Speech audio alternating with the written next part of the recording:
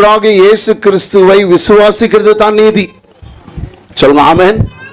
அப்ப அது பேர் என்னன்னாக்கா நீதியின் விசுவாசம். அதாவது the faith in righteousness. which righteousness?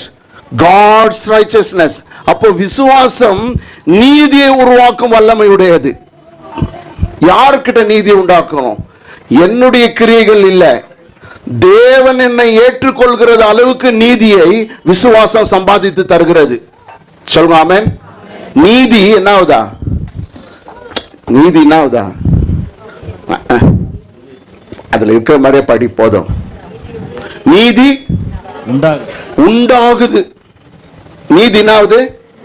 இல்லைன்னா என்ன ஆகுது? உண்டாகுறதுன்னா என்ன? வெறும் சாப்பாடு இருந்துச்சு, சாப்பாடு உண்டாகுச்சு அப்படின்னா என்ன அர்த்தம்? சாப்பிடுற மாதிரி ஆயிடுச்சு. பருப்பு